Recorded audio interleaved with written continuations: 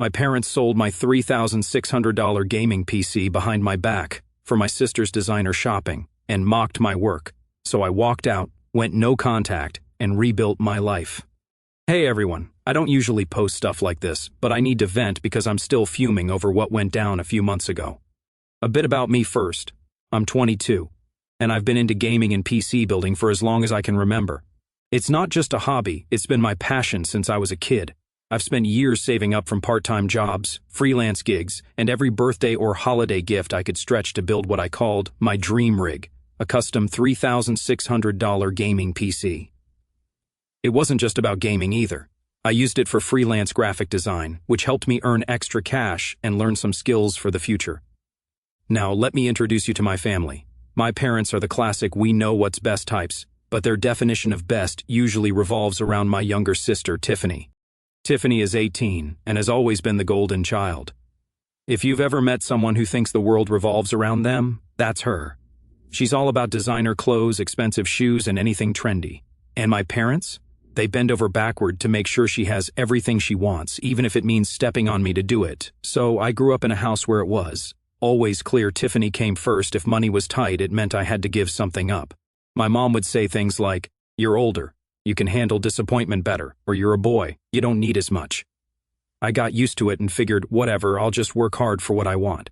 I didn't resent Tiffany, I just focused on my own goals and stayed out of their way. Fast forward to a few months ago.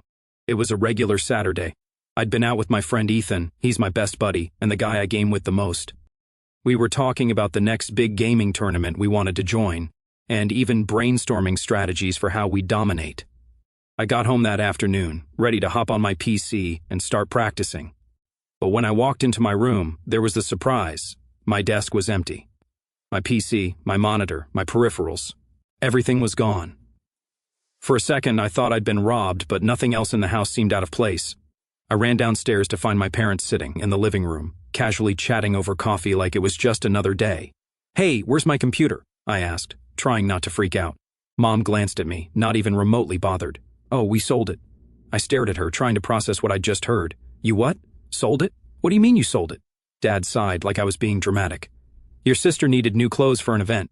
We didn't have the money, so we sold the computer. It was just sitting there." "Just sitting there?" My voice got louder.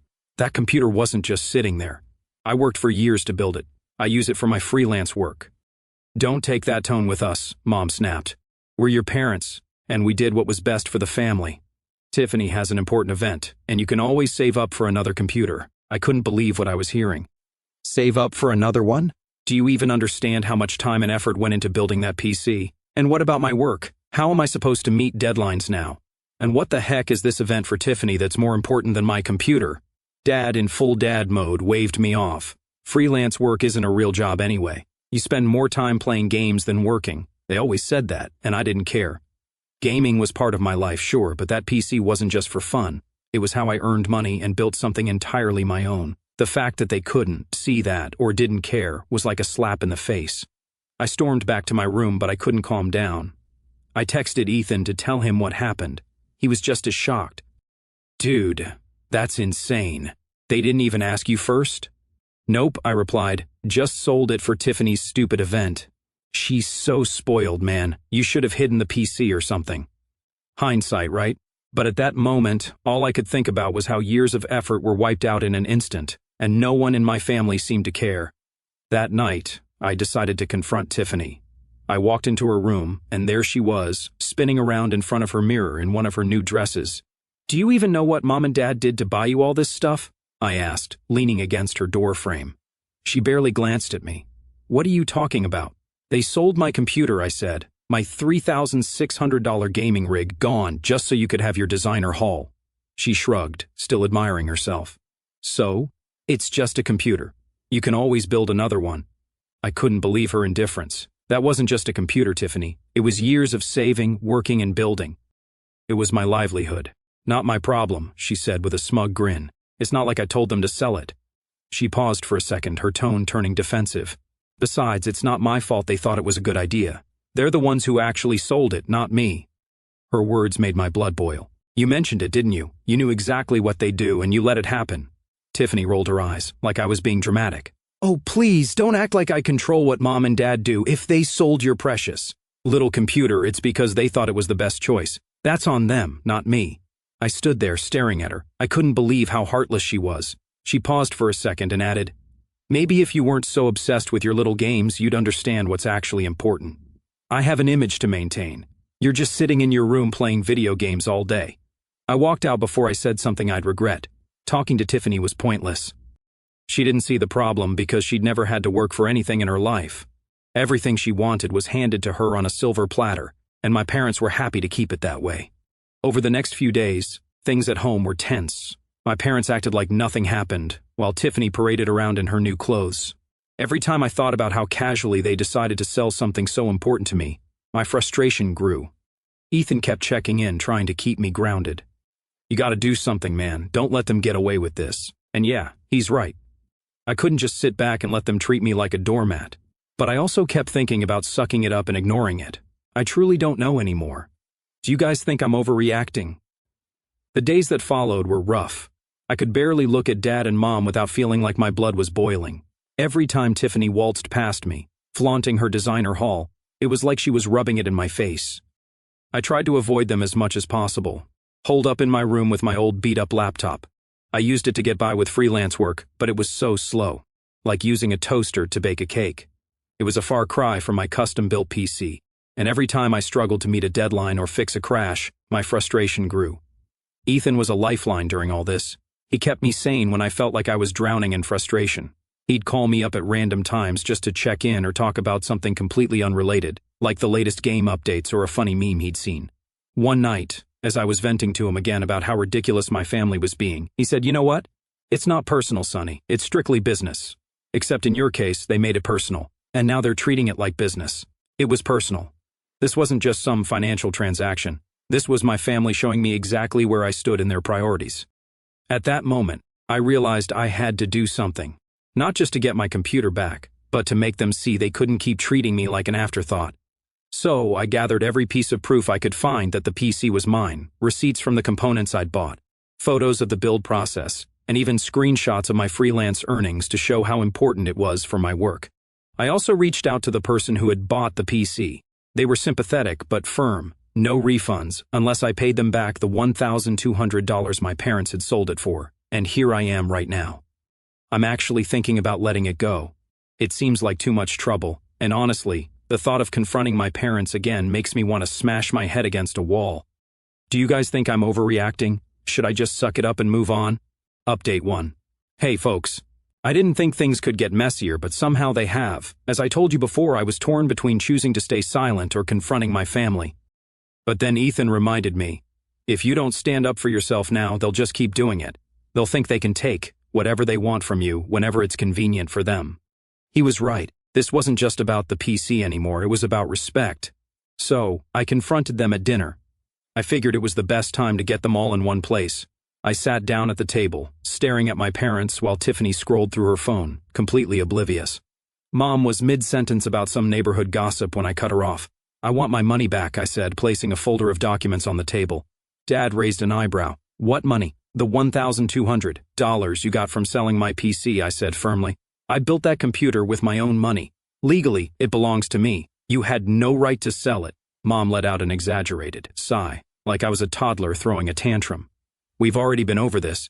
Your sister needed help, and we made a decision as a family."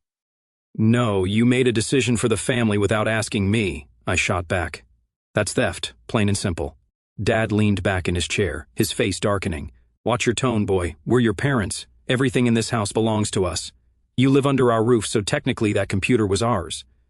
"That's not how it works," I said, keeping my voice steady even though I wanted to scream.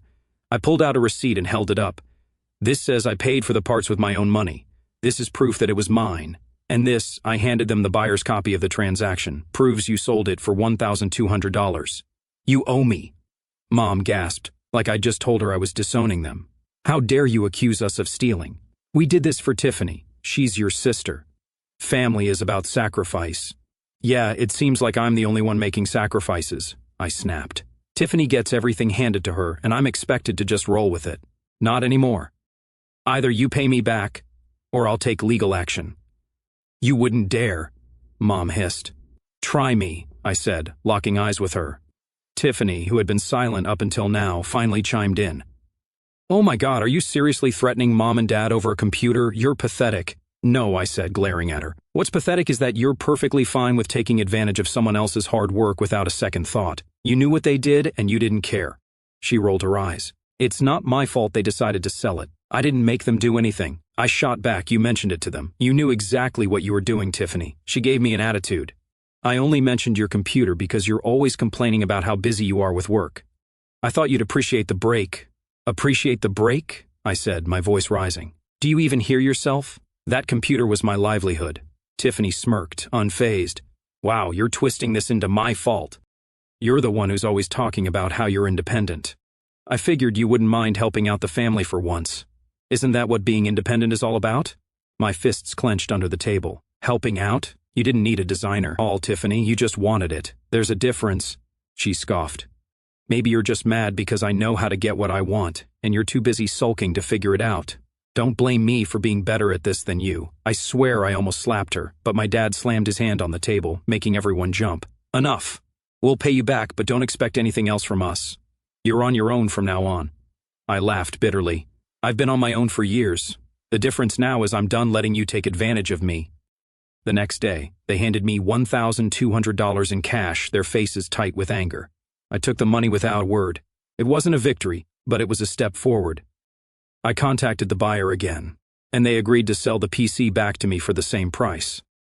Picking it up felt like getting a piece of my identity back. But as much as I loved having my rig again, I now know things won't go back to the way they were. My parents and Tiffany aren't going to change, and I can't keep living under a roof where I'm treated like a second-class citizen. It's time to figure out my next move. I'm honestly thinking of moving out. Is it a good idea, or am I putting myself in more trouble? Update 2. Hey again. So after my last update, I started brainstorming ways to get out. I knew moving out wasn't going to be easy. I didn't have a huge savings cushion, and rent wasn't cheap. But I had my freelance work, and I was determined to make it work. I called Ethan. He'd been my sounding board through this whole mess, and I knew he'd have ideas. Dude, you need to get out of there, Ethan said as soon as I told him my plan. You can crash at my place for a bit if you need to. Thanks, man, but I think I need my own space. I've been living under their thumb for too long. I just need to figure out how to swing it financially.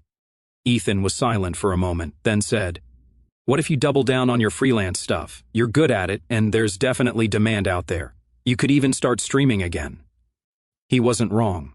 I'd dabbled in streaming before, but life had gotten in the way. Now, with my PC back and a fire lit under me, it seemed like the perfect time to give it another shot.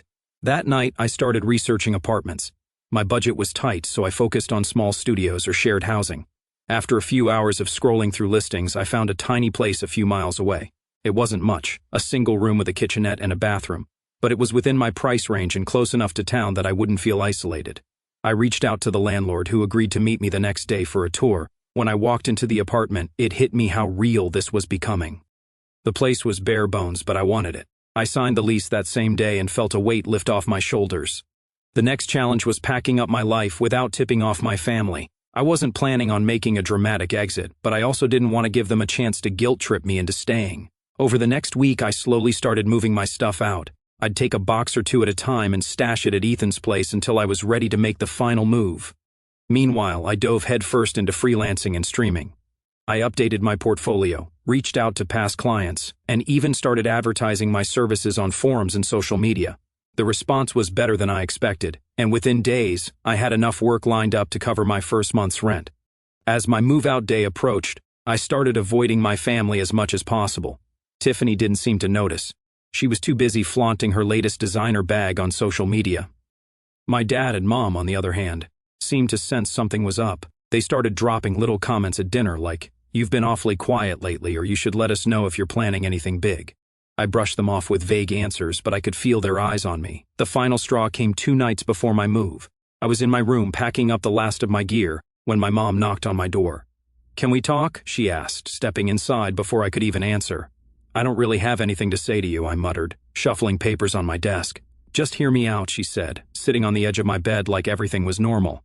"You have to understand, we didn't sell your computer to hurt you. Tiffany mentioned it when we were trying to figure out how to help her. She said you didn't use it that much anymore and that it was worth a lot of money. We thought maybe it was a good idea. I turned to face her, my jaw tightening. So, you're saying this was Tiffany's idea? She sighed, looking almost guilty. Not exactly, but she suggested it, and we thought she made a valid point. You've always been so independent, we thought you'd understand. Her words made my stomach churn.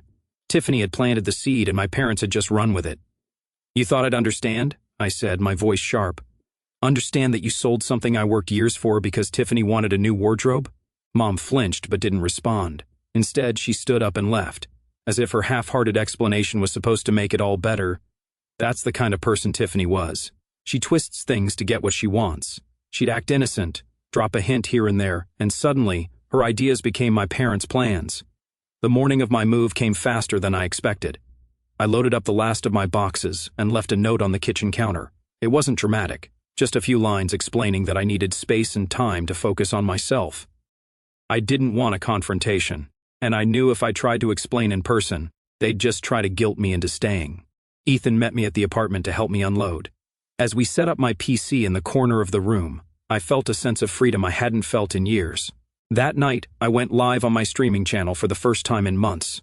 The viewer count was small, but it didn't matter. I was in my own space, doing something I loved. This is how things have unfolded lately. I have a bit of a weird feeling, but I'm trying to push through it anyway. If anything pops up, I'll post an update. Final update.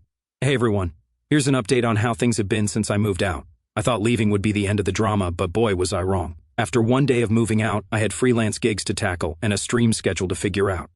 But there was a nagging thought I couldn't shake. Would my parents even care that I'd left, or would they just write it off as me being dramatic? I didn't want validation from them. I'd long given up on that, but part of me still wanted to know if they'd even noticed I was gone. By mid-afternoon, I got my answer. Mom called me. When I didn't pick up, she left a voicemail. You could have at least told us you were leaving, she said. Your father and I are very disappointed in how you handled this. Family is about sticking together, not running away. I deleted the voicemail without finishing it. A few minutes later, Dad tried calling, but I ignored him too. Then came the text barrage. Mom started with, "You've really hurt your mother," followed by, "We've always done what we thought was best for you." Then Dad chimed in with a classic, "You're being reckless." I put my phone on silent and went back to work. I wasn't about to let their guilt-tripping derail my day. But that evening, as I was setting up my stream, a new message popped up, this time from Tiffany. "You left? LOL, guess you couldn't handle it. Anyway, Mom's freaking out, so you might want to call her before she has a meltdown." It was such a textbook Tiffany response that I didn't even bother replying. Instead, I focused on my stream. I was starting to get a small but supportive group of regular viewers, and the sense of community they brought was something I hadn't realized I needed. People who actually appreciated my skills, who showed up just to hang out and watch me do what I loved. It was refreshing. The next few weeks were a mix of progress and lingering frustrations. On one hand, my freelance gigs were picking up, and my streaming audience was slowly growing. On the other hand, my parents wouldn't stop trying to reel me back in. The texts kept coming, alternating between guilt trips and outright anger. "You're turning your back on your family," Mom wrote one day. "Tiffany's upset too. Don't you care about how your actions affect us?" Tiffany upset? That was rich. She'd barely acknowledged me when I lived there unless she needed something, and now I was supposed to believe she cared? I ignored the texts, but they left a bitter taste in my mouth. One evening, Ethan came over to hang out, and he brought it up. "So, have your parents calmed down yet?" "Nope," I said. "They're still texting me like I owe them an explanation." Classic guilt play. "You think they'll ever let it go?" "Probably not," I admitted, "but I'm not going back." Living there, it wasn't healthy.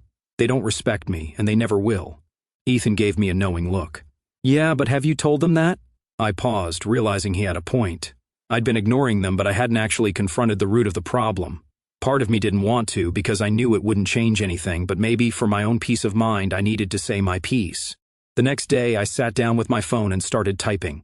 It took me a while to find the right words, but eventually, I sent a message to my parents. It went like this: "I've made my decision, and I'm not coming back. This isn't about being selfish, it's about doing what's best for me. I've spent years feeling like my needs didn't matter, and I can't keep living like that.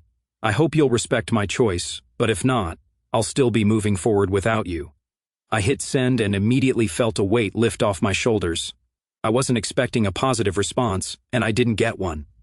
Mom replied with a long, rambling message about how I was being ungrateful, and how Tiffany's happiness had always been their priority because she needed more support.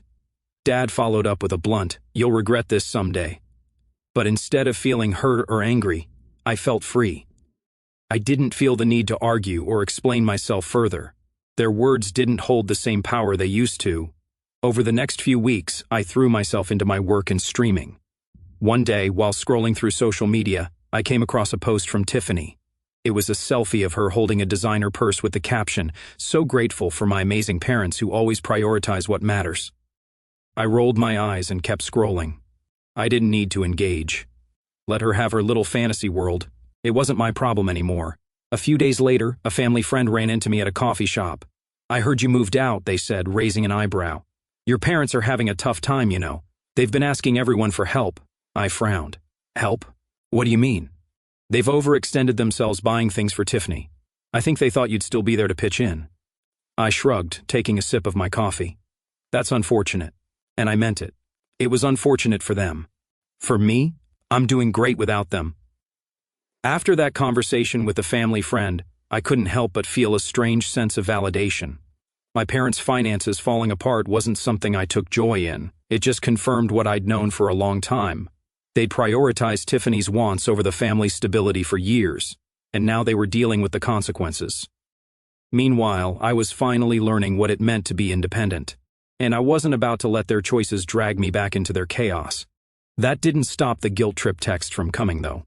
Mom's messages became more desperate. "We're struggling here, and you've left us to deal with everything on our own." Then there was Dad's favorite line. "If you were a good son, you'd help your family in their time of need." A good son? That was rich, coming from someone who couldn't even acknowledge my hard work, let alone respect it. Tiffany stayed silent, though. She didn't reach out, and honestly, I didn't expect her to.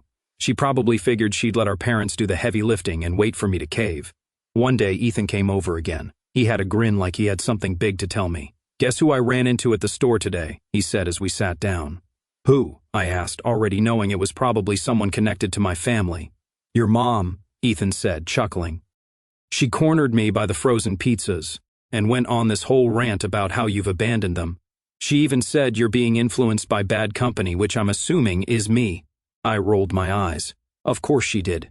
What did you say?" "I told her you're doing great and maybe if they respected you more you wouldn't have had to leave," Ethan said, smirking. "She didn't take it well." I laughed, but inside it stung a little. Not because of what Mom said. At this point I was used to her dramatics. But because it was another reminder of how little they understood me. They weren't upset because they missed me. They were upset because they'd lost control. A few days later, Mom sent another text. This one different from the others. "Your sister's birthday is coming up. We'd like you to come home for dinner." It would mean a lot to her. I stared at the message for a long time. Part of me wanted to believe this was their way of extending an olive branch, but I knew better. It wasn't about reconciliation. It was about appearances. They wanted to play happy family for a night, and I was supposed to pretend everything was fine. I showed Ethan the text, and he shook his head. "Don't do it, man. They're just going to pull you back into their drama." "I know," I said, sighing, "but if I don't go, it's just going to give them more ammo to say I'm the bad guy. Who cares what they say?" Ethan shot back. "You're not living your life for them anymore. You don't owe them anything." He was right, of course. Deep down, I knew that, but saying no to my family, even after everything, was harder than I wanted to admit, so I did something I hadn't done since I moved out. I called Mom. When she picked up, her voice was dripping with fake warmth. "Oh, honey, it's so good to hear from you." "Hey, Mom," I said, keeping my tone neutral. "I got your text about Tiffany's birthday." "Yes, we're having a nice dinner, just the family," she said quickly. "Tiffany would love for you to be there." "I don't think I can make it," I said firmly. "I'm really busy with work right now, and honestly, I don't think it would be a good idea." There was a long pause before she responded. "You're really going to let your sister down like this? After everything we've done for you?" And there it was, the guilt card, right on schedule. "Mom, this isn't about Tiffany," I said. "It's about the fact that every time I try to have a relationship with you guys, it feels like I'm the only one putting in any effort. I'm not coming to dinner because I'm done pretending everything's fine when it's not." She didn't take it well, to say the least. "Fine," she said. "If you want to throw your family away, that's your choice. But don't come crying to us when you realize what you've lost." That was the last straw. "Mom, I've spent my entire life trying to earn your approval, and it's never been enough. So no, I'm not throwing anything away. I'm just finally putting myself first. Goodbye." I hung up before she could respond, my hands shaking. It felt like cutting a rope that had been holding me back for years. I wasn't sure what would come next, but I knew I couldn't keep living in their shadow. After that call, I blocked Mom and Dad's numbers. It wasn't an easy decision, but I knew it was necessary. The constant texts and calls weren't helping anyone, and I needed space to focus on my own life. Tiffany didn't even bother reaching out, which, honestly, made things easier. With the family drama out of the picture, I was able to throw myself fully into my work and streaming. One night, while I was streaming, someone in the chat asked, "What made you start streaming?" For a moment I hesitated. I hadn't talked about my family situation publicly. It felt too personal. But then I realized it didn't matter. I started streaming because it's something I'm passionate about, I said, but also because I wanted to prove to myself that I could build something on my own, without anyone holding me back. The chat lit up with messages like "respect" and "you're an inspiration, dude." It felt good to know people appreciated what I was doing, not just for the gameplay but for the story behind it. As the weeks turned into months, I noticed that I wasn't angry anymore. I still didn't want a relationship with my parents or Tiffany, but I didn't feel the need to dwell on it. Cutting ties had given me the peace I needed to move forward, and for the first time, I felt truly free. One day, Ethan and I were hanging out, and he asked, "So, do you think they'll ever apologize?" I shrugged. "Probably not, but honestly, I don't need them to. I'm finally living my life on my own terms, and that's enough for me." And it was. Now, I'm building a life where my hard work is valued and my passions are celebrated, not dismissed. To anyone reading this and dealing with something similar, you don't have to stay where you're not respected. You deserve better. And walking away isn't giving up. It's choosing yourself. Thank you guys for all your support and comments. It really meant a lot to me.